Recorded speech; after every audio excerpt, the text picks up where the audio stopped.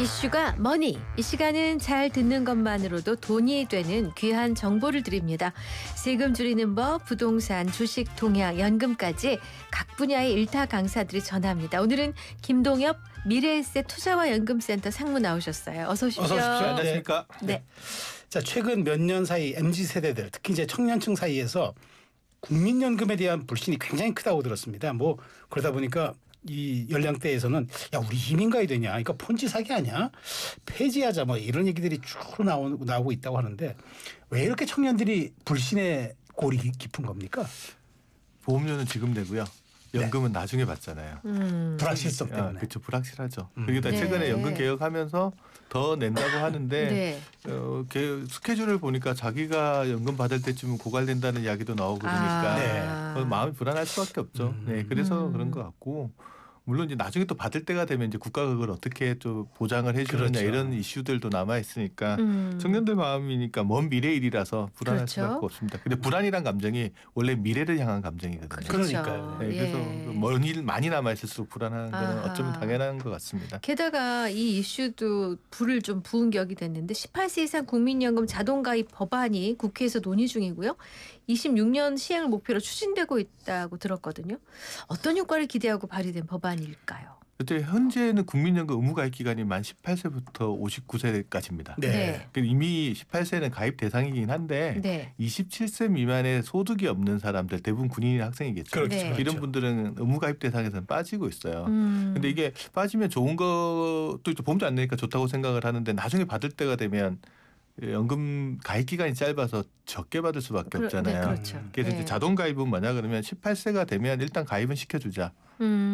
그렇게 되면 일단 가입을 하고 여유가 안 되면 좀 쉬었다가 납부 예를 해놨다가 나중에 여유가 될 때 추후 납부나 이런 방법으로 좀 살려나가면 가입 기간 자체를 좀 늘려나갈 수 있지 않냐라는 의미에서 이제 시행을 하려고 하는 것 같고요. 네. 네. 그렇게 됐을 때는 이제 일단 시작 시점이 빠르니까. 그럼 부모님이 도와주셔야 돼요. 뭐 처음에 자동 가입하고 같이 이제 논의되고 있는 게 한 3달 정도는 국가가 좀 내주면 안 되겠냐. 뭐 그런 것도 같이 논의가 되고 있는 부분들이라서 그건 어떻게 될지는 아직 뭐 확정된 건 아니니까 좀 봐야 되고. 발의만 된 거니까 아직. 전반적으로는 뭐 그런 취지에서 하는다. 그래서 전체적으로 국민연금이라는 게 가입 기간과 비례해서 연금액을 주게 되잖아요. 네. 그래서 이제 그 가입 기간을 당장에 조금 그냥 길게 하려면 빨리 시작은 해야 되거든요. 네. 시작도 하지 않으면 나중에 추후 납부도 할 수가 없으니까. 그러니까요. 네, 그래서 네. 그 시작점을 조금 당겨놓는 효과가 있을 수 있을 것 같아서 뭐 이게 뭐 내고 여유가 안 되면 멈췄다가 나중에 내도 되는 거라서 그러니까 유예를 본인이 스스로 할 수 있다는 거죠. 네. 그런 부분에서 한번 검토되는 것들은 저는 조금 바람직하게 보고 있습니다. 사실 지금 뭐 청년들뿐만 아니라 지금 모두가 연금이 지금 뭐 30대 40대도 마찬가지일 것 아닙니까? 네. 그 내가 내는 연금 진짜 받을 수 있나 이거? 뭐 이게 진짜 금융상품 비례하는 만큼 내가 나중에 돌려받을 수 있는 건가? 이렇게 사실은 그 불안감 때문에 그런데 그게 제일 크죠. 그런데 그게 왜 그러냐면은 나중에 이게 유일하게 나의 노후를 또 보장해 줄 수 있는 그게 이제 소득이 될 수가 있는데 이런 데 대한 막연한 불안 심리가 깔려 있는 것 이렇기 때문에 불안한 거 아닙니까? 그렇죠. 이번 개혁하면서 이제 국민연금 지급 보장에 대한 내용들도 들어가기는 했었는데 그래도 사람이라는 게 먼 미래에 대해서 조금씩은 다 불안해하는 부분들이 있고 재원이 고갈되면 과연 어떻게 줘야 될까? 준다고 하더라도 또 더 많이 걷어야 되는 거 아니냐? 뭐 이런 지속 가능한 시스템에 대한 불안인 것 같아요. 네. 그런 부분들은 이제 국가가 계속 해결해 나가야 될 문제라서 그거는 뭐 지켜봐야 될 것 같습니다. 네. 네. 이제 그 노후에는 수입은 멈추고 건강은 나빠지고 그러니까. 그리고 외로움은 더해지고 몇 중고란 얘기를 늘 하는데 내가 비참한 노후를 맞이하면 어떡하나 하는 걱정이 사실 크거든요. 물론 뭐 그때가 되면 AI나 뭐 과학이나 의술이나 엄청 뭐 발전하기 때문에 여러 가지로 보완이 될 거다라는 위로가 있지만 또 그것만 의지할 수는 없고 또 그걸 누리는 사람은 따로 있을 것 같고 그렇잖아요. 네. 어떤 노력이 필요할까요? 일단은 우리가 장수만세라는 옛날 프로그램 있었죠. 요새는 뭐 장수만세는 안 그러고 장수 리스크 뭐 이렇게 맞아요. 이야기하는데 저게 이거를 이제 어떻게 설명드릴까 고민하다가 사자성어를 한 4개 정도 만들어봤어요. 첫 번째가 뭐냐 그러면 올해는 사는데 돈 없이 오래 살 수 있습니다. 네. 무전장수. 무전장수. 이거 피해야 되는. 자산관리 활동이 해야 될 일은 돈의 수명하고 자신의 수명을 일치시킬 수 있게끔 현금 흐름을 계속 만들어 놓는 것. 그러네요. 좋은 말씀인데 그래서 기억하시는 게 자신의 수명과 자산의 수명이 일치돼야 됩니다. 저만 한 차인데요. 예. 자신과 자산. 자산. 아. 아주 예. 두 번째는 이제 유병장수입니다. 유병장수. 그러니까 9988 234 이야기하잖아요. 옛날 무병장수라 했는데 그건 아니잖아요. 무병일 수는 없지. 그러니까 네. 99세까지 팔팔하게 살다가 2, 3일 아프다가 뭐 돌아가시면 네. 잘 살았다고 네. 이야기하는데 요즘은 어떤 분이 9988 231이라고 그러더라고요. 그게 그건 뭐예요? 뭡니까 그랬더니 2, 3일 아프다 죽는 게 아니고 네. 2, 3일 아프다가 벌떡 일어나고 싶다고 이야기하시더라고요. 아. 오래 건강하게 사시는 게 그러니까 건강하게 오래 네. 사는 것들이 네. 핵심인 것 네, 같아서 유병장수 예. 맞습니다. 네. 근데 이제 흔히 보면 나이가 들면 밥보다 약을 많이 먹는다 네. 이야기도 하거든요. 네네. 그래서 건강 관리에 관련된 부분이 돈 준비하는 것만큼 중요한 네. 부분들이 그렇죠. 있는 것 같아요. 그래서 아. 세 번째는 오래 사는데 일 없이 오래 삽니다. 네. 그래서 일에 대한 개념 정의를 조금 바꿔서 일하면 돈 버는 거라고 생각을 하는데 일이라는 건 돈 말고도 관계를 가져다 네. 주기도 하고 시간 관리도 해주는 부분들이 있어서 음. 나이가 들어서 일은 제가 뭐 많은 사람들한테 이야기를 들어보면 하는 게 이 일이라는 것들을 단순히 돈 문제로만 생각하지 말고 네. 이 일을 하기 싫었던 일을 하고 싶은 일로 바꿔가는 과정이 은퇴다 이렇게 이야기를 네, 하시더라고요. 하고 싶은 일을 그러니까 소득과는 예, 크게 예, 상관이 예, 예. 없어도 그렇게 마인드 전환하면은 예. 남는 시간에 봉사하는 분들이 크게 느실 거예요. 예. 그렇죠. 네. 그래서 일에 대한 개념 정의를 조금 바꿔보시는 게 필요하고요. 그다음에 마지막으로 독거장수입니다. 독거장수. 혼자서 언젠가는 혼자가 혼자서 됩니다. 오래 살 생각이 누가 그러다 결혼을 했던 결혼을 하지 않았던 마지막에는 혼자가 된다. 혼자가 그건 독거장수. 맞죠. 그럼 혼자 살 때에 대한 대비, 본인을 대비하라는 것도 있고요. 내가 먼저 사망했을 때 배우자는 어떻게 살아갈 건지에 대한 것들도 좀 준비를 해놓아서 그런 네. 부분에 대한 대비들을 한번 해보시는 게 좋다. 그래서 전체적으로 무전장수, 유병장수, 그다음에 무업장수, 독거장수, 무업장수. 일 없이 오래 사는 거, 네. 그다음에 혼자서 살 때에 대한 대비, 네. 나와가 먼저 갔을 때 배우자가 혼자 됐을 때에 대한 대비 이런 것들을 좀 잘 생각을 해보고 염두에 두고 이제 노후 준비를 해 나가면 아니 좋을 오늘 것 같습니다. 굉장히 신박한 용어를 그러니까 많이 다시요. 무전장수 이거 예. 하면 안 된다는 그러니까 거고. 네 개의 경계죠. 유병장수 이거 안 유병장. 되고 그다음에 뭐죠? 무업. 무업장수, 무업장수. 독거장수. 예. 아 정말 아프다. 그래서 그 예. 요즘 이제 나이 드신 분들 만나면 옛날에 음식을 가지고 추억 얘기를 했다는데 요즘은 드시는 약들을 갖고 얘기한다는 거예요. 어떡해요. 그게 현실이니까. 밥상에 그렇죠. 올라가는 반찬수보다 식탁에 올라가는 약수가 약수가 많아진다. 많아요. 맞아요. 그래서 밥보다 약을 많이 먹는다고. 그러니까 이야기를 그 동질감이 거기서 생긴다는 거죠. 좋습니다. 자, 저희가 또 사연이 있어요. 도착한 사연이 있는데 요거 듣기 전에 그럼 얼른 광고를 듣고 오겠습니다. 울림이 계속되는 모든 것들을 우리는 명작이라고 부른다. 지금도 시간이 지나도 메르세데스 벤츠 S클래스 지금 가까운 전시장에서 아크릴 모든 것 에드피아몰 판촉물 굿즈 모든 것 에드피아몰 실사출력 모든 것 에드피아몰 다양한 기프트 판촉물도 에드피아몰 합성 목재 예스팀바, 산책로, 야외 데크, 울타리, 사이딩, 전원주택 인테리어까지 다양한 형태로 활용이 가능한 친환경 합성 목재 예스팀바. 우수한 품질의 정부 조달 우수 제품, 나무 느낌 그대로. 합성 목재 예스팀바. 경동산업 주식회사. 우리나라 1등 대학교, 호텔, 종합병원부터 우리 동네 단골 카페까지 어디에나 1등 시스템 에어컨 관리가 있습니다. 시스템 에어컨 서비스 국내 1위 LG전자 유지보수자 회사 하이엠솔루텍 LG정품 서비스와 특허받은 기술력으로 1등을 책임지는 1등.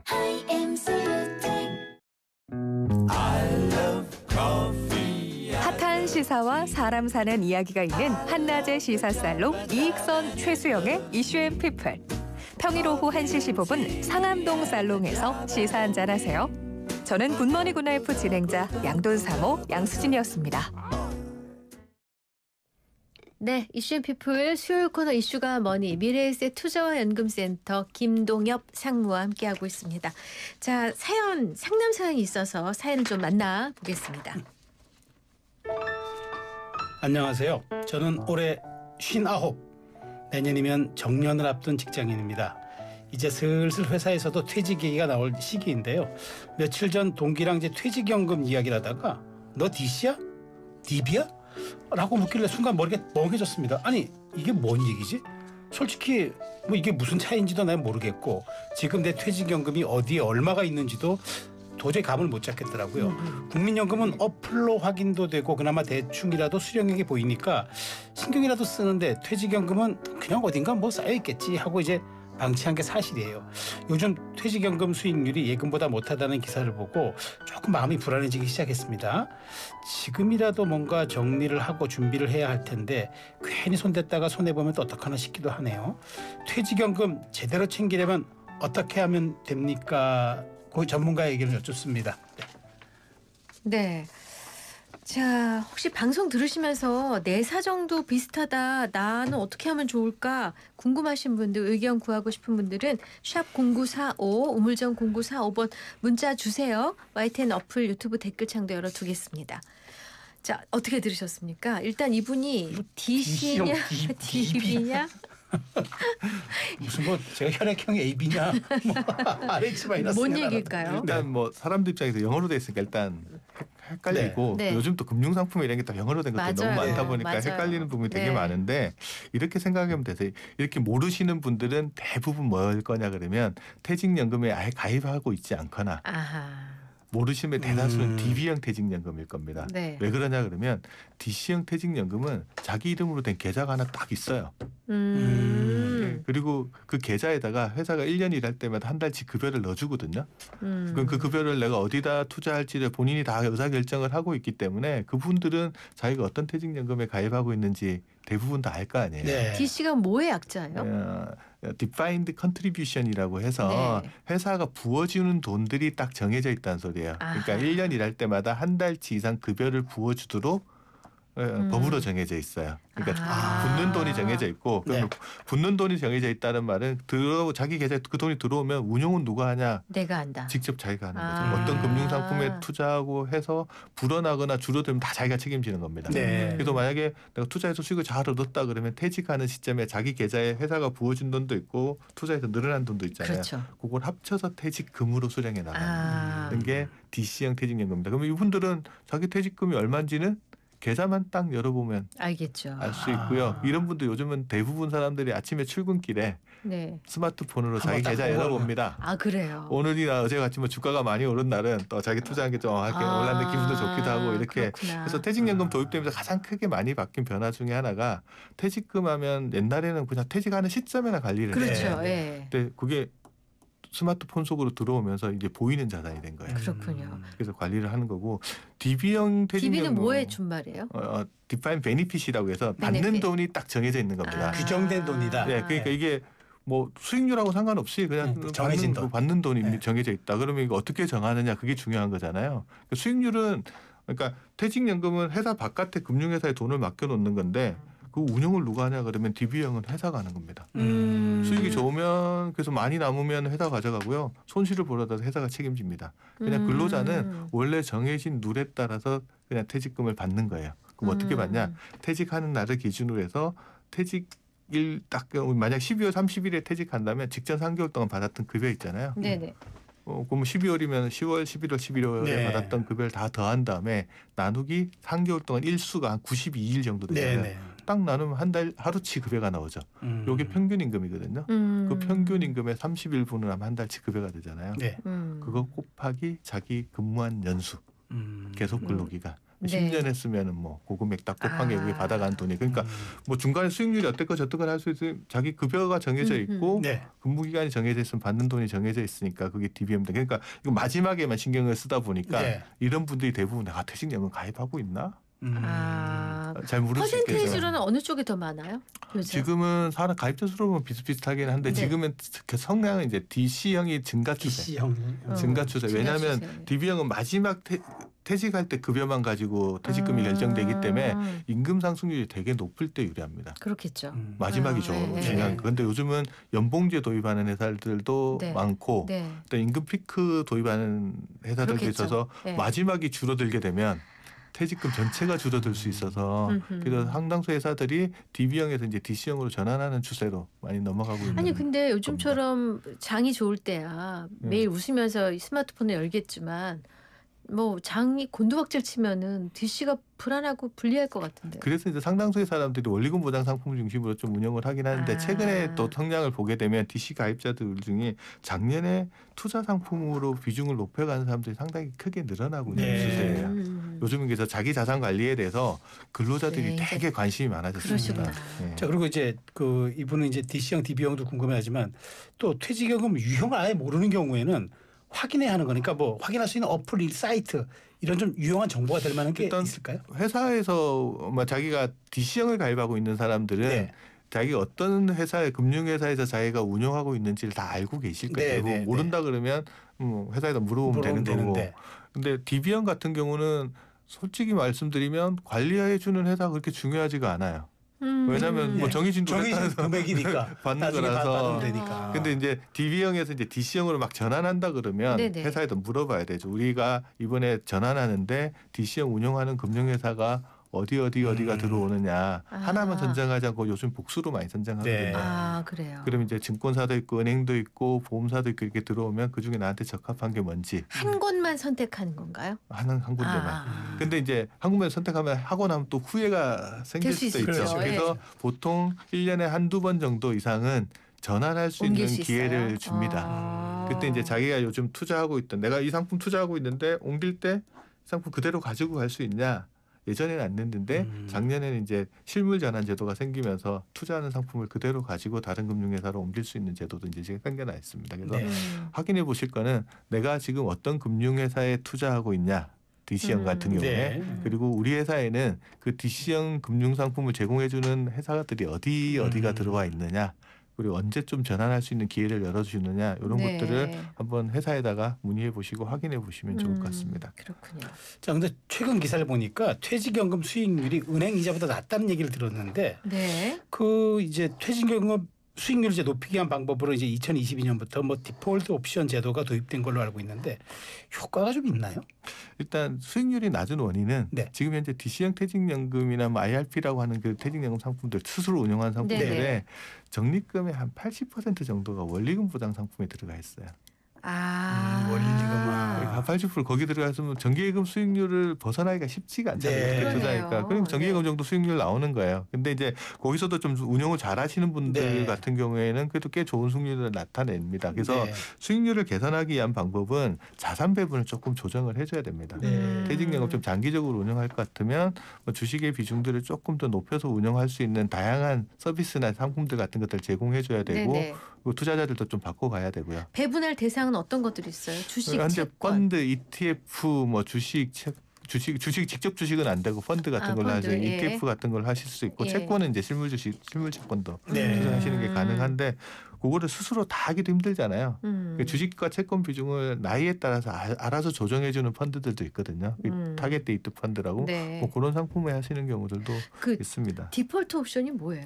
디폴트 옵션은 우리나라랑 개념이 조금 다르기는 하는데 네. 내가 원리금 보장 상품을 가입했다가 원리금 보장 상품 정기예금 만기가 있잖아요. 네. 그렇죠. 만기가 됐는데 만기 되면 이제 만기분 받아가지고 또 다른 상품을 넣어야 되잖아요. 그렇죠. 근데 그걸 까먹고 있거나 잊어먹고 있다 보면 그거 그냥 현금으로 남아 있잖아요. 네. 그러면은 수익률이 아예 제로가 되니까 이거를 다시 다른 상품으로 투자 지시를 하지 않으면 네. 6주 이내에 지시를 하지 않으면 네가 미리 정해놨던 상품으로 운영해 줄게. 디폴트 상품을 미리 정해놓으면 그 상품을 알아서 운영해 줄게라고 하는 게 이제 디폴트 옵션 제도 우리나라에 그런데 그렇군요. 문제가 있어 이게. 왜요? 근데 디폴트 옵션 상품을 운영을 할 때 그 상품의 수익률을 높이려면 장기적으로 투자 상품 비중이 좀 높아야 되잖아요. 네. 그렇죠. 그런데 우리나라 디폴트 옵션을 도입을 하면서 원리금 보장 상품 비중이 너무 높아요.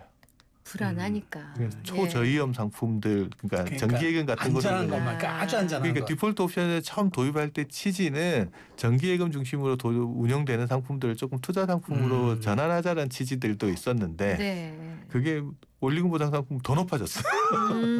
그러다 보니까 이제 문제가 있어서 이 부분에 좀 손질을 해야 되지 않냐라는 의견들이 이제 계속적으로 나오고 있는 부분들입니다. 진짜 말 그대로 기본값을 정해놓고 그냥 이거는 저 이렇게 흔들지 마라 이제 그런 의미. 미국 같은 경우는 뭐 외국에는 디폴트 옵션이 어떻게 되냐면 네. 미국엔 퇴직연금 회사가 운영하잖아요. 네. 그러니까 회사가 종업원들 들어오면 퇴직연금 가입했으니까 상품 좀 지정하세요. 그런데 네. 종업원들 중에 일하다 바빠서 못 하시는 분 있잖아요. 예, 예. 그렇죠. 그렇게 안 하면 회사가 미리 정해놓은 상품으로 가는 알았어요. 겁니다. 네. 그러면 그 종업원들 선택 자체를 안 하는 네, 거잖아요. 네, 네. 근데 한국은 어떠냐면 자기가 먼저 나 투자 만기가 돌았는데 운용 지시 안 하면 어떤 게 투자할지 자기가 먼저 정해놓습니다.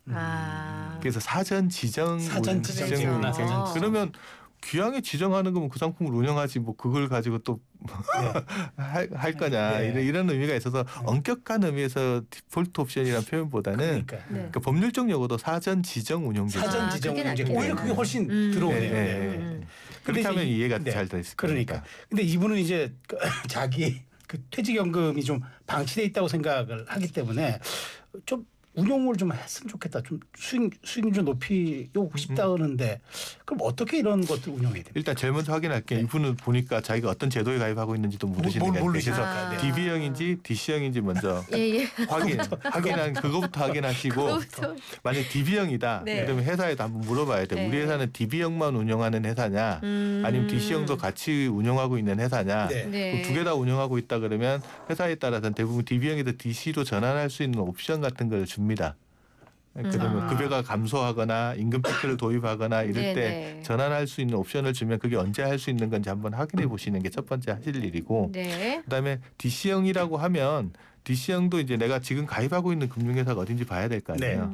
은행, 증권, 보험사 이런 데가 있는데 내가 지금 가입하고 있는 회사가 마음에 안 들어 그러면 회사에다 물어봐야 돼요. 이거 금융회사가 이것만 있냐? 다른 회사들도 좀 더 있냐? 하면 알려주실 거거든요. 그러면 네. 그걸로 바꾸려면 어느 시기에 언제 바꿀 수 있는지 네. 확인해 보시는 게 그게 두 번째 네. 하고 그다음에 내가 현재 DC면 뭐 어떤 투자하고 있는 상품이 있을 거잖아요. 네. 네. 어떤 상품에 지금 내가 투자하고 있고 그 상품의 비중은 어떻게 되고 하는 것들도 한번 보시고 이게 수익률이 너무 낮아 아니면 이상하게 돼 있어 하면 이제 그거를 변경할 수 있는 것도 한번 고민을 해보십니다. 그래서 제일 먼저 제도를 확인하시고 퇴직연금을 서비스해주는 금융회사가 어딘지 확인해 보시고 내가 어떤 상품에 투자하고 있는지 한번 확인해 보시고 한 3가지 정도를 한번 확인한 다음에 진단을 먼저 그러니까 이렇게 하는 게 필요한 것 항상 같습니다. 그렇죠. 진단이 있어야 처방이 네. 나오죠. 네. 네, 네, 아. 네. 근데 정부가 기금형 퇴직연금 도입을 추진 중이라고 들었거든요. 국민연금처럼 그 집합 운영하는 기금형 방식이다 하던데 일단 개념 설명이 좀 더 필요할 네. 것 같고 이 방식을 했을 때 어떻게 전망하시는지도 궁금합니다. 일단 지금 현재는 자기가 투자할 수 있는 금융상품을 막 고르는 거거든요. 이건 네. 계약형 시스템이라고 합니다. 근데 기금형은 뭐냐면 여러 사람들이 운용하는 거를 모아가지고 네. 기금을 만들어가지고 예. 그 기금에서 투자를 하는 거예요. 네. 뭐 그러면 수익률이 더 개선되냐? 기금형이라고 계약형보다 수익률이 월등히 높다라는 증거는 하나도 네. 없어요. 네. 그것도 잘 운영해야지 수익률이 그렇죠. 좋은 거지. 예. 그래서 기금형을 한다고 수익률이 더 높아진다라는 보장들은 음. 그다지 많지는 않다. 그래서 그거보다 훨씬 더 중요한 거는 한국의 퇴직연금의 가장 큰 문제는 자산 배분에 있어요. 원리금 보장 상품의 80% 이상이 이렇게 투자하는 상황에서 평균 수익률이 높아질 수가 네. 없잖아요. 그쵸. 그래서 장기적인 관점에서 자산 운용을 할 수 있도록 자산 배분이 좀 더 장기적으로 될 수 있게끔 해주는 게 우선돼야 되고 네. 그다음에 우리나라는 지금 이제 중도 인출이 좀 자유로워요.